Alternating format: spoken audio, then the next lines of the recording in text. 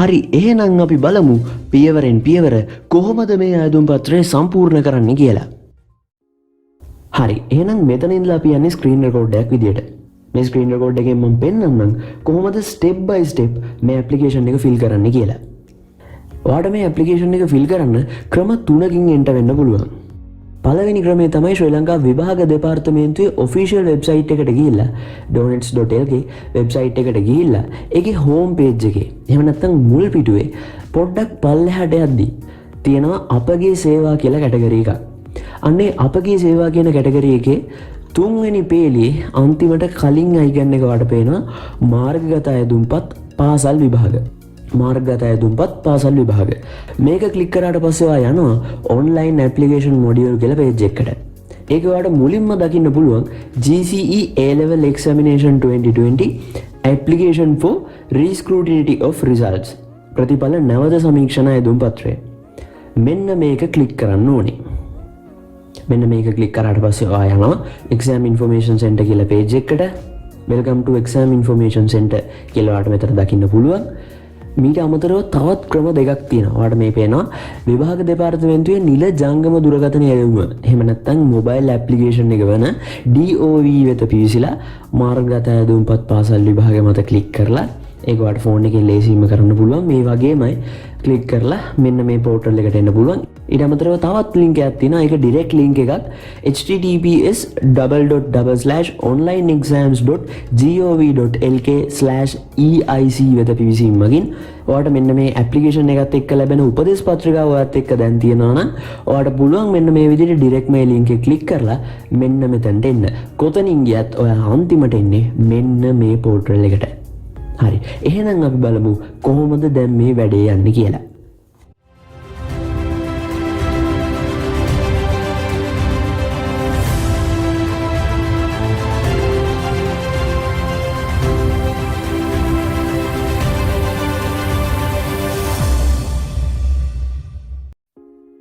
හරි මෙතනින් තමයි වැඩේ පටන් ගන්නෙ. දැනටමත් ඔයා මේ සිස්ටම් එක ඇතුළේ රෙජිස්ටර් වෙලා නැහැ. ඒ නිසා අපි කරන්න ඕනේ මුලින්ම මේ සිස්ටම් එකේ රෙජිස්ටර් වෙන එක. මෙන්න මෙතන ඔයාලට පේනවා රෙජිස්ටර් කියන බටන් එක. රෙජිස්ටර් කියන බටන් එක ඔබලා ඔයා මේක ඇතුළේ රෙජිස්ටර් වෙන්න ඕනේ. මෙතනදී ඔයාලට ඇතුළත් කරන්න තියෙනවා ඔයාගේ නම, ඒ වගේම NIC නම්බර් එක, ඒ කියන්නේ ජාතික හැඳුනුම්පත් අංකය, ඊට පස්සේ ඔයාගේ ජංගම දුරකථන අංකය, වගේම ඔයා සිටිසන් කෙනෙක්ද ඔයා ස්ටුඩන්ට් කෙනෙක්ද ඔයා ටීචර් කෙනෙක්ද කියන එක මෙතනට ඇතුළත් කරන්න ඕනේ. හරි මම මගේ විස්තර ටික ඇතුළත් කරලා මම මෙතන රෙජිස්ටර් වෙන්න. ඒ වගේම මේක දිගටම පුරවගෙන යන්න. එතකොට ඔයාට අයිඩියා එකක් ගන්න පුළුවන් කොහොමද මේ සිස්ටම් එක වැඩ කරන්නේ කියලා.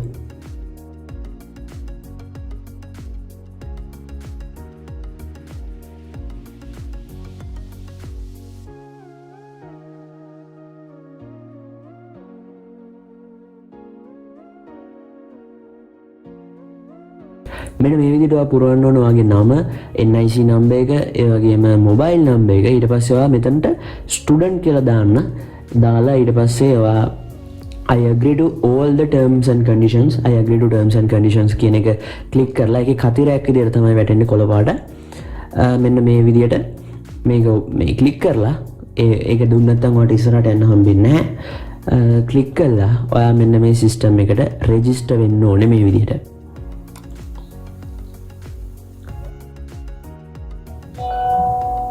මේ සිස්ටම් එකට රෙජිස්ටර් වෙද්දී ඔයාට ඇතුළත් කරපු මොබයිල් නම්බර් එකට OTP එකක් එනවා. OTP එකක් කියන්නේ one time password එක.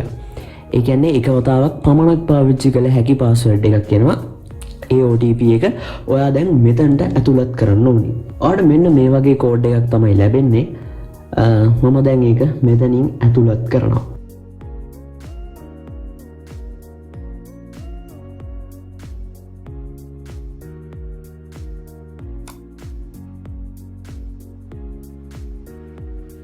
හරි මෙන්න මේ විදිහට ඔයා සිස්ටම් එකට ඇතුල් වෙනවා. මේ විදිහට වෙල්කම් කියලා වගේ නමත් එක්ක මෙතන ඔයාට පේනවා වෙල්කම් මැසේජ් එකක්. ඊට පස්සේ ඔයා මේක ඕකේ කරලා ඔයාට ඒක ඕකේ කරාට පස්සේ ඔයාට මෙන්න මේ විදිහට ඩෑෂ්බෝඩ් එකක් පෙන්නනවා. ඔයාට ඕනනම් මෙතන ඔයාට ඉතින් පොඩි සෙටින්ග්ස් ටිකක් ඕනනම් හදා ගන්න පුළුවන්. ඔයාට ලයිට් මූඩ් එකද එහෙම නැත්නම් ඩාර්ක් මූඩ් එකද කියලා කැමති විදිහට සිලෙක්ට් කරගන්න පුළුවන්. මම ඩිෆෝල්ට් එක විදිහට තියෙන ලයිට් මූඩ් එකේම තියලා මේක ඉස්සරහට කරන් යන්න. මෙන්න මේ විදිහට ඩෑෂ්බෝඩ් එකේ ඔයාලට තියෙනවා GCE A level examination 2020 application for rescrutiny of results ශ්‍රී ලංකා විභාග දෙපාර්තමේන්තුව අපොස උසස් පෙළ විභාගයේ 2020 නව හෝ පැරණි නිර්දේශය ප්‍රතිඵල නැවත සමීක්ෂණ අයදුම් පත්‍රය මාර්ගගත ක්‍රමය ඔස්සේ සම්පූර්ණ කිරීම. ඒ වගේම ඔයාලට තියෙනවා ක්ලෝසින් ඩේට් එක 2021 7 වෙනි මාස 10 කියලා පෙන්නලා. එතකොට මේකේ පල්ලෙහා තියෙන බටන් එක තමයි instructions. ඔයාලට වෙනවා මෙන්න මේ instructions කියන බටන් එකෙන් ඉස්සරහට යන්න. මෙතන තියෙනවා technical instructions, common instructions Sinhala, දමිළ සහ ඉංග්‍රීසි මාධ්‍ය තුනෙන්ම තියෙනවා. ඔයාලා technical instructions වලට ගියාම ඔයාලට ලැබෙනවා මෙන්න මේ වගේ PDF එකක්. ඒක කරන්නේ කොහොමද කියලා පෙන්නලා තියෙන PDF එකක් තියෙනවා. ඊට පස්සේ ඔයා common instructions වලට ගියාම ඔයාලට අර default ඔයාලට අර normally හම්බෙච්ච විභාග දෙපාර්තමේන්තුවේ දැන්වීමට තමයි ඔයා යන්නේ. ඊට පස්සේ ඔයාලට මෙන්න මේ විදිහට විභාග දෙපාර්තමේන්තුවේ වීඩියෝ එකක් තියෙනවා sound නැති වීඩියෝ එකක් normally සරලව පොඩ්ඩක් කරලා තියෙනවා කොහොමද වැඩේ වෙන්නේ කියලා. ඒ වගේම හරි මෙන්න මේ මෙතනින් පස්සේ ඔයා ඉදිරියට යන්න ඕනේ. ටෙලිෆෝන් නම්බර් එකත් මෙතන දීලා තියෙනවා. ඔයාලට මොකක් හරි ප්‍රශ්නයක් ඇති වුණොත් මෙන්න මේ ටෙලිෆෝන් නම්බර් එකෙන් තමයි විමසන්න ඕනේ. ඉතින් වඩාත් හොඳයි ඔයා මෙන්න මේ ටෙලිෆෝන් නම්බර් එක කොහේ හරි මෙන්ෂන් කරගන්නවා නම් ඉදිරියට යන්න කලින්.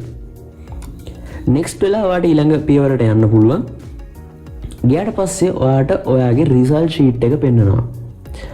GCE A level examination 2020 application for rescrutiny of results. එතකොට ඔයාගේ නම NIC නම්බර් එක මෙතන පෙන්නනවා. නම සහ NIC නම්බර් එක. ඊට පස්සේ මෙන්න මෙතන ඔයාලට වැදගත් notice එකක් තියෙනවා. රතු පාටින් ඔයාලට පෙන්නලා තියෙනවා. If this result or index is not yours, please inform evaluation within bracket school examination branch immediately කියලා ඔයාලට මෙන්න මේකෙන් කියලා තියෙන්නේ මේ රිසල්ට් එක හරි මේ ඉන්ඩෙක්ස් නම්බර් එක හරි ඔයාගේ නෙවෙයි නම් කරුණා කරලා වහාම පුළුවන් තරම් ඉක්මනට මෙන්න මේ නම්බර් එකට දැනුම් දෙන්න කියලා. හරි. දැන් ඔයාලට මේ විදිහට ඇප්ලිකේෂන් සමරි එකක් පෙන්නනවා. මම පොඩ්ඩක් පල්ලෙහාට යන්නම්. මෙන්න මේ විදිහට ඔයාලට ඇප්ලිකේෂන් සමරි එක පෙන්නනවා. ඔයාගේ නම, ඉන්ඩෙක්ස් නම්බර් එක, ඔයා විභාගයට මූණ දුන්නේ මොන ස්ට්‍රීම් එකෙන්ද කියන එක, මොන විෂය ධාරාවයටද කියන එක පෙන්නනවා. ඊට පස්සේ ඔයාගේ දැනට තියෙන ඉසෙට් ලකුණ පෙන්නනවා. ඒ වගේම ඔයා විභාගයට මුහුණ දුන්න පාසල පෙන්නනවා. ඊට පස්සේ යටින් ඔයාට සබ්ජෙක්ට් එක, ඒ වගේම මේක මීඩියම් එක, ග්‍රේඩ් එක සහ ඔයා නැවත සමීක්ෂණය සඳහා මෙන්න මේ විෂය ඇප්ලයි කරනවද නැද්ද කියන එක පෙන්වන හිස් කොටුවක් පෙන්වනවා. දැන් මෙන්න මේ විදිහට මගේ විෂයන් 3 සහ මගේ ග්‍රේඩ් එක පෙන්වනවා. සහ ඒ වගේම කොමන් ටෙස්ට් එකට සහ ජෙනරල් ඉංග්‍රීසි එකත් ඔයාට ඕන නම් ඇප්ලයි කරන්න පුළුවන්. ඒ වගේම ඔයාට මේ විශ්වවිද්‍යාලයට ඇතුළත් වෙන්න කොමන් ටෙස්ට් එකේ ලකුණු 35 නැති නිසා ප්‍රශ්නයක් තියෙනවා නම් කොමන් ටෙස්ට් එකේ ඒ අවශ්‍ය ලකුණු ගන්න නැතිවීම ප්‍රශ්නයක් නම් ඔයාට පුළුවන් අනිත් ප්‍රධාන සබ්ජෙක්ට් ඇප්ලයි කරන්න නැතුව කොමන් ටෙස්ට් එක විතරක් නැවත සමීක්ෂණය සඳහා ඇප්ලයි කරන්න. තව මෙන්ෂන් කරන්න ඕන දෙයක් තියෙනවා. ට්‍රාන්සැක්ෂන් ඕවර්විව් කියලා ඔයාට මේ එහා පැත්තේ දකුණු පැත්තෙන් පේනවා. මෙතනින් ඔයා විෂයක් සිලෙක්ට් කරද්දී දැන් මම ෆිසික්ස් සිලෙක්ට් කරනවා, කෙමිස්ට්‍රි සිලෙක්ට් කරනවා. එතකොට ඔයාට පේනවා ට්‍රාන්සැක්ෂන් ඕවර්විව් එක එකින් එක වැඩි වෙනවා. එක විෂයක් සඳහා රීකරෙක්ෂන් ඇප්ලයි කරන්න අවශ්‍ය ගාස්තුව රුපියල් 250ක්. ඉතින් මම විෂයන් දෙකක් ඇප්ලයි කරොත් රුපියල් 500ක් යනවා. මම එක විෂයක් ඇප්ලයි කරොත් මට යන්නේ රුපියල් 250යි. විෂයන් දෙකකට රුපියල් 500ක්, තුනකට 750ක්, හතරකට 1000ක් සහ විෂයන් මෙතන තියෙන විෂයන් පහම ඇප්ලයි කරනවා නම් රුපියල් 1250ක් විදියට ඔයාට ඒ අදාළ මුදල වැය වෙනවා. ඉතින් අන්නේ ට්‍රාන්සැක්ෂන් ඕවර්විව් එකේ මෙහා පැත්තේ පෙන්වන්නේ ඔයාට ඒ මුදල වැය වෙන විදිය. ඔයාට කොච්චරක් මුදලක් මේ ක්‍රියාවලිය සඳහා යනවාද කියන එක තමයි ඔයාට ඒ විදිහට පෙන්නලා තියෙන්නේ. හරි, අපි දැන් මෙතන අවශ්‍ය විෂයන් ගන්න ඔයාලට කැමති විෂයන් ගණක් සිලෙක්ට් කරන්න. ඔයා කොමන් ටෙස්ට් එක ඕන නම් කොමන් ටෙස්ට් එක සිලෙක්ට් කරන්න. ඉතින් මම විෂයන් දෙකක් මේ විදිහට සිලෙක්ට් කරා. උඩින්ම තියෙන විෂයන් දෙක ෆිසික්ස්, කෙමිස්ට්‍රි. මම දැන් ඊට පස්සේ මේ ඇප්ලිකේෂන් එක සබ්මිට් කරනවා. සබ්මිට් රික්වෙස්ට් කියන බටන් එකෙන් රතු පාට බටන් එකක් ඔයාලට තියෙනවා පල්ලෙහෙන්.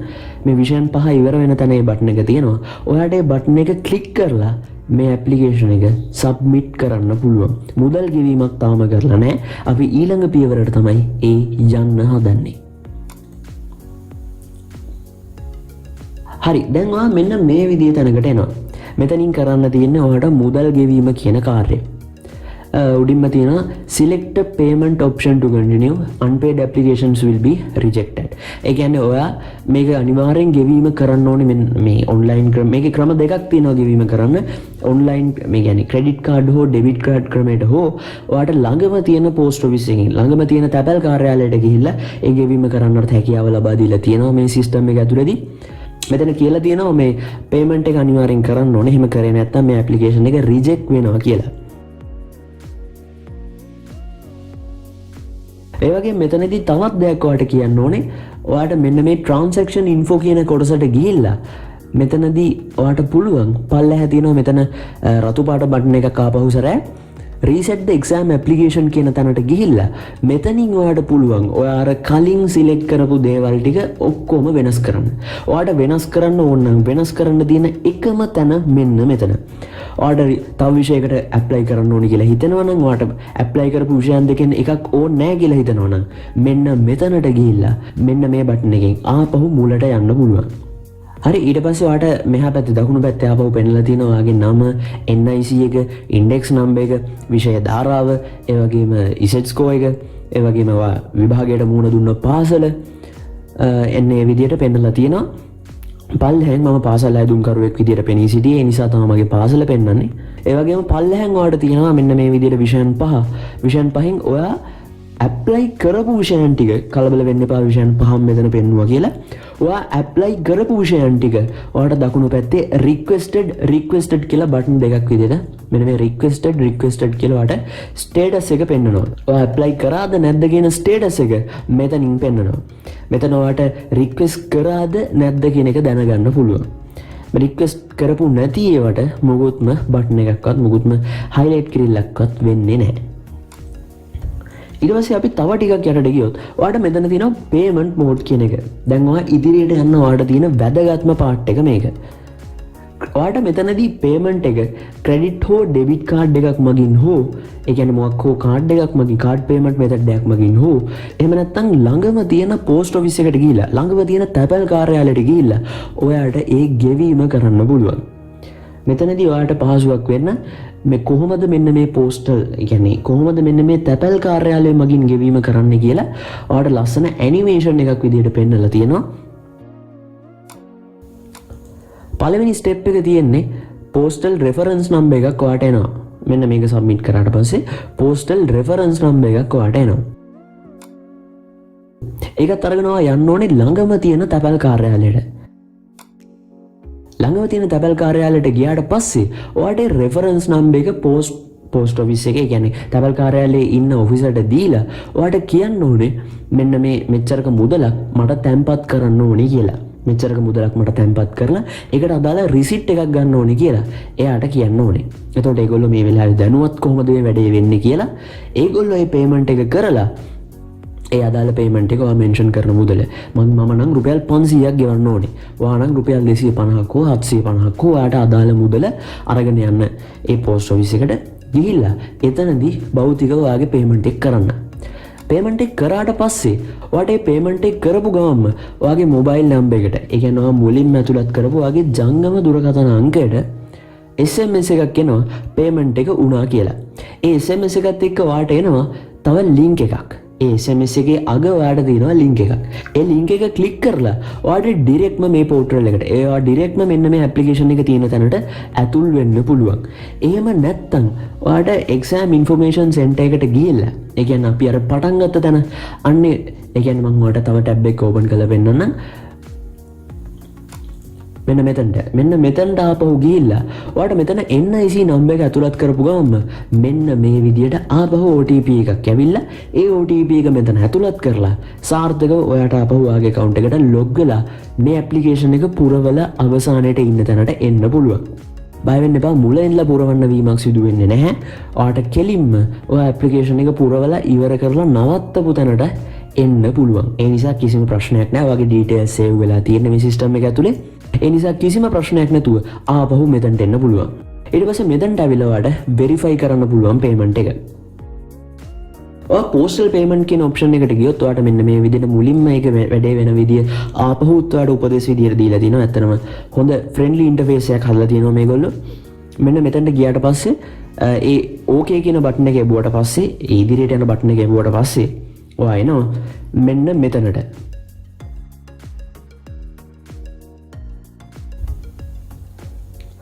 මෙතනදී ස්ටේටස් එක වැටෙනවා postal payment pending කියලා. මෙතනදී අර normal විස්තර වලට අමතරව submitted by, submitted at, status, the postal reference number, due amount එක මෙතනින් බලා ගන්න පුළුවන්. කොච්චරක් මුදලක් ගෙවන්න තියෙනවද සහ postal reference number එක. එතකොට ඔයාගේ status එක තාම ඒක approve වෙලා නැත්නම් postal payment pending කියලා වැටෙන්නේ. බැරි වෙලාවත් ඔයා payment එක ගෙවුවට පස්සෙත් postal payment pending කියලා වැටෙනවනම් ඔයගොල්ලන්ගේ system එකට පොඩ්ඩක් කතා කරලා අර මුලින් mention කරලා තිබ්බ දුරකථන අංකයට කතා කරලා පොඩ්ඩක් ඒ ගැන විස්තර අහලා බලන්න.